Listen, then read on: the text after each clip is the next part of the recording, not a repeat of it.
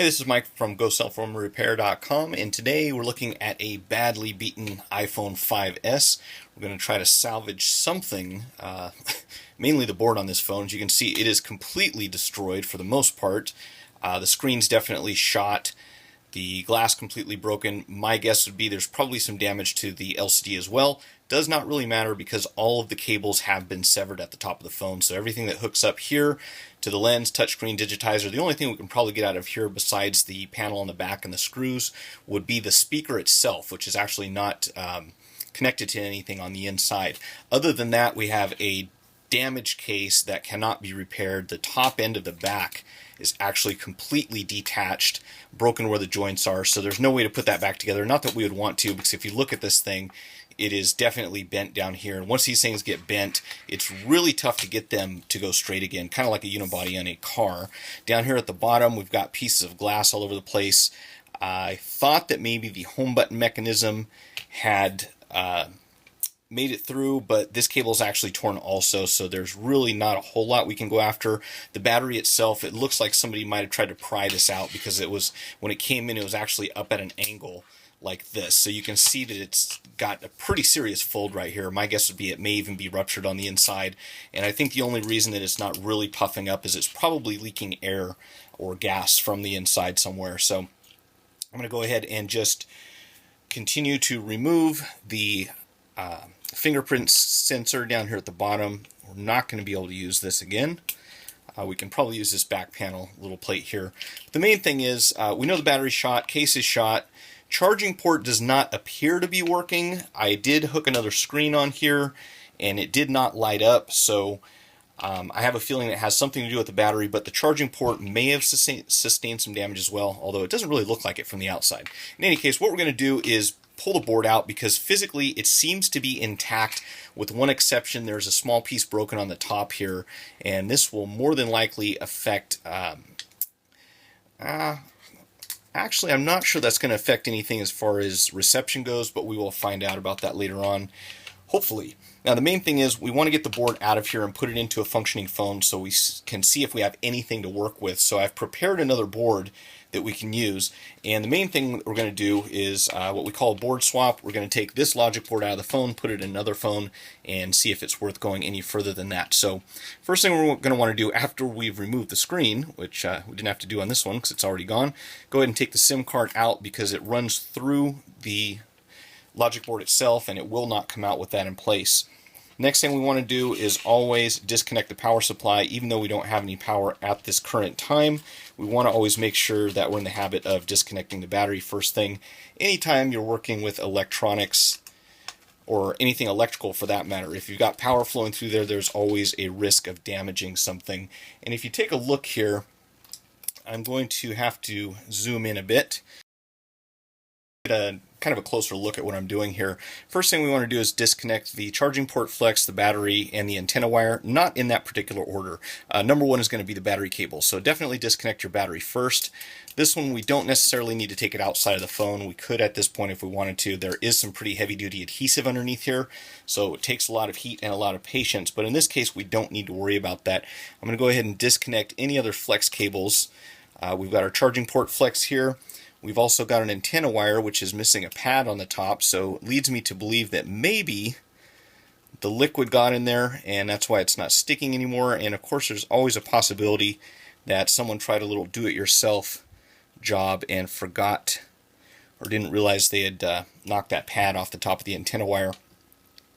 So once we've got the battery disconnected and those other cables, we're going to have four screws up here. This one in particular is not likely to stick to a magnetized bit. So after you back this screw out, remove your driver very slowly, because most of the time it will stay in the panel. And what you're going to want to do is either take a pair of tweezers or a tape or something, go in here and fish the screw out and set it aside. These do not stick to a magnetic mat. It will not stick to a magnetized driver, and it's very easy to lose that particular one because sometimes it falls down in here inside of the phone, so you may have to go hunting for it. We've got three more, one here diagonal from that, and then one here and one here that are going to come out, and that will allow us to remove this retaining plate.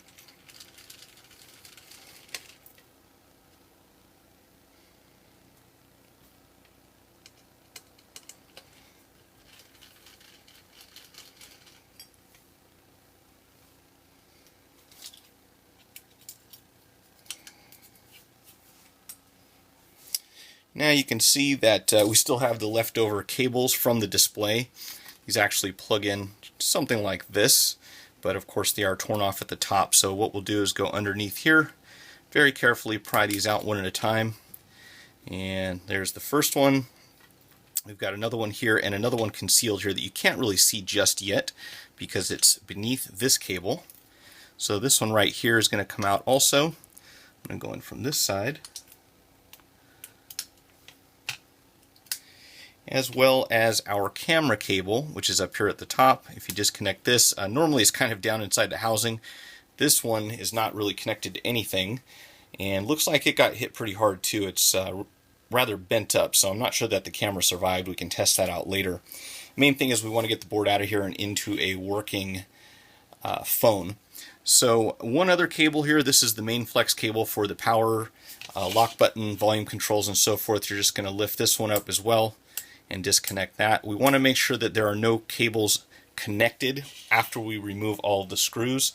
So I always recommend you do those first. Now we're going to have, normally there's a hidden screw under this sticker right here, but that part of the board is completely missing. And I try to make that the first one that I remove, because if you do not take that little piece of tape here and peel it back, you won't see the hidden screw that goes through this part of the board. And if you try to lift the board out while it's still inside, you can easily crack it. So do make sure that if you're doing a board swap, you go underneath this sticker, take out that screw.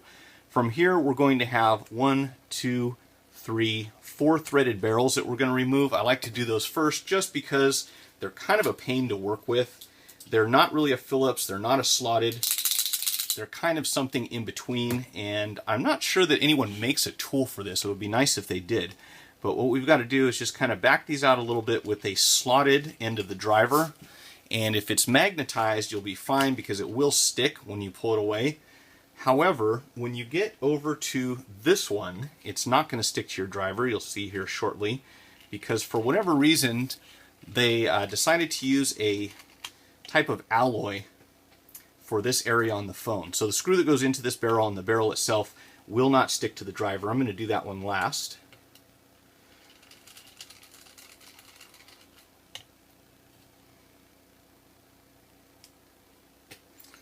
Alright, so typically when I remove this one, it will not come all of the way out. Sometimes they make a liar out of me because they get magnetized. I don't know how, but you can see it doesn't really stick. It sort of does, but not exactly. I just barely got it. But do keep an eye out for that one because it's very easy to get lost on the inside. So now we're down to our last two. We've got a Phillips here and a Phillips here, just on the outer sides of the SIM card tray or SIM card reader. So I'm going to go ahead and take out this one first. Again, it looks like maybe I'm just losing the magnetic properties of my driver. Okay. And this should be, and don't take this one out. If you do, it's going to be a headache. This is part of the SIM ejector. And when you take that screw out, it's not impossible, but it's just kind of a pain to put back in. So make sure you're getting the right one here.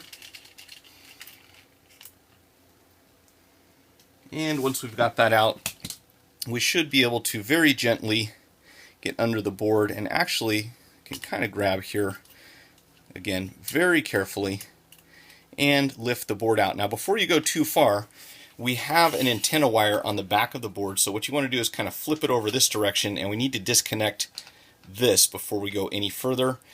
You can do it with your fingernail easily enough, but otherwise get underneath there, and you do want to make sure that that's unplugged. If you yank on that, it's pretty easy to break that wire. So that's pretty much it for the removal. The next step is we're going to take this logic board and install it into one that I prepared beforehand. This is basically just the shell from another iPhone 5S that we know is working properly. And again, the one thing that you wouldn't have seen earlier was this hidden screw, which I'm going to show you in a minute. I'm going to go ahead and zoom out a little bit so we can see what we're doing. We want to make sure is that we don't pinch any of these cables. So you remember we've got an antenna wire we need to connect first of all up here. We want to make sure that the main flex cable, the camera cable, the battery cable, charging port cable, and this antenna wire are all out of the way, because if you trap those underneath here and start tightening screws up, you can easily damage those connectors, and then you'll be replacing more parts. So first thing is the fun part, and that is connecting this antenna wire, which sometimes you'll get lucky on. Yeah, first try. Usually I struggle with that one a bit, but today it went in easily. Now again, remember we have to route this underneath all these different cables and make sure that nothing gets trapped, and that it goes into the correct position. If it does, it should sit flat, and you'll see that all the holes here line up for where the screws go in and the barrels. So I would recommend you start at the bottom end of the board or in the middle. I like to pretty much do these first two in the center, and the reason is that's going to reduce the amount of stress that goes onto the outer or the screws on the ends of the logic board. So go from the center and work your way out, or at least get these two installed first, and then we can go ahead and once you got those in place, this is going to stay pretty stable for now.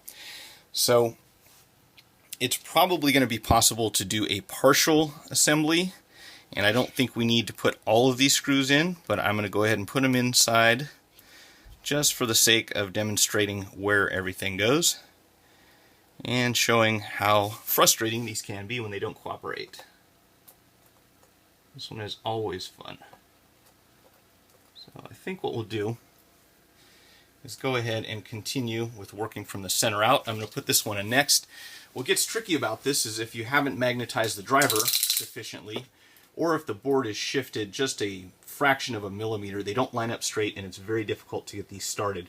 So I'm using a Phillips tip to start the barrels just to get them threaded, and then I'll go back later on and tighten them up a little bit more with the slotted driver. Remember, we don't have to get too aggressive as far as torquing these down.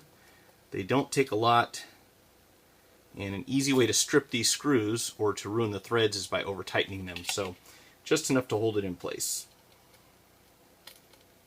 I think I will save that one for last.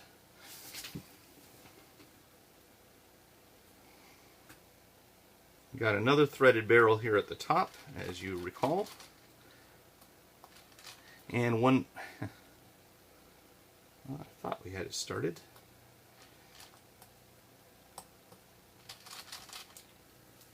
And up here at the very top, we're going to have our hidden screw, which is going to be right underneath here.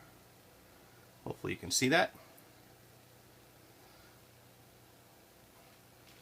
And once this goes inside, there's a little sticker that folds over and covers it. So if you don't know it's there, this can be a problem. Next, I've got this one that does not like to magnetize, so I'm literally going to, I'll go ahead and plug the camera in just to get this cable out of my way. And I'm going to set this in place to hopefully get it started. Again, it's a little tricky to get these things threaded in the beginning.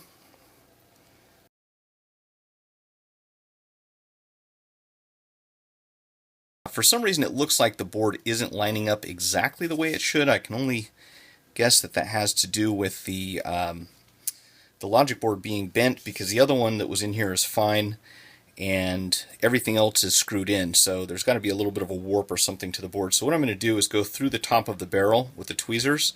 So I've kind of got one point going down in the center and the other point is on the outside, and I set this in to the thread beneath and then very carefully held onto the screw, removed the ESD tweezers, and was able to get it to set in the right position. Doing it twice in a row may be a little more difficult, but there we go. So once I got it to sit in, I was actually able to go directly to the slotted driver and tighten it down. So don't be surprised if that one's a little tricky, but again, I think that was just for this particular phone. I have not run into that problem before, and we want to go back and make sure that we do tighten those a little bit more. They don't have to be super tight, just make sure that they hit the bottom. You'll feel it when they stop. So we can go ahead and plug in the camera, We've got our main flex cable here for the lock button. Down here is the charging port connector. Fun part, and that is this antenna wire. And this one usually takes a moment, but I got lucky on that one. And before we connect the battery, we'll get our display, and we want to have something to rest this on so we don't put too much stress on it. So I'll usually put something that's not going to slide around, like a rubber case, right behind it. And we can go ahead and plug these in. Looks like this has come from a phone that someone worked on, because you can see that they neglected to add the padding to the back of this cable. And same thing with this one down here. Interesting. I always want to transfer these little rubber pieces if you want your screen to stay in, just in case you drop your phone. And this last one is always a bit tricky and is misleading, because this sticker on the back of the flex cable does not necessarily mean that it's lined up straight. So don't use looking at the back of that sticker as anything you rely on. If you feel around inside, you should be able, and you see my camera start to pop up, I had to kind of put that back down inside the housing. Once you feel it line up, you'll be able to tell, because it'll snap right in. But again, don't use too much force on these. It's easy to damage the contacts. Now we can set the plate on top and hope that we're not putting all these pieces together for nothing. But I like to make a complete reassembly. Oh, and that one doesn't seem particularly sticky. And once you get one of these screws inside, you can kind of relax a bit. But we want to keep this down as far as possible, because you just don't want to put any stress on those cables on the opposite side.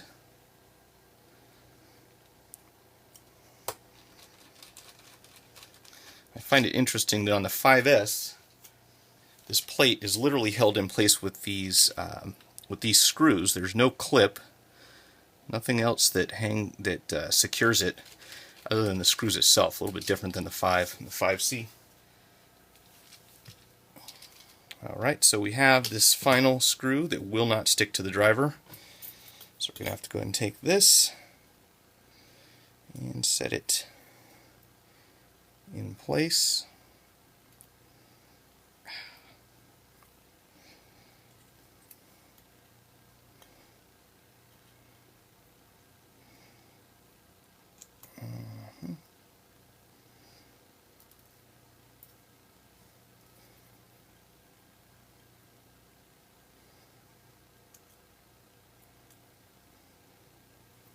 Alright.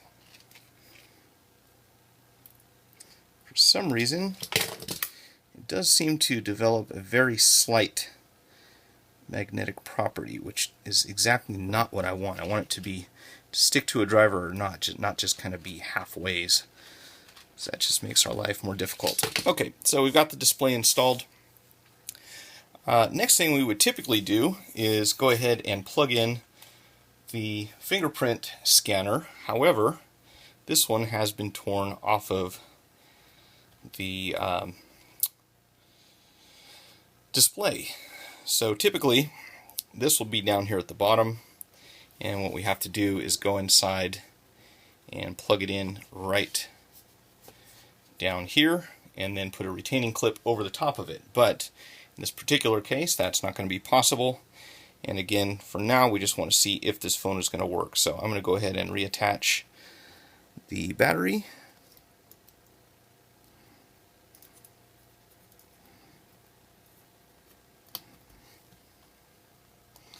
Now the moment of truth.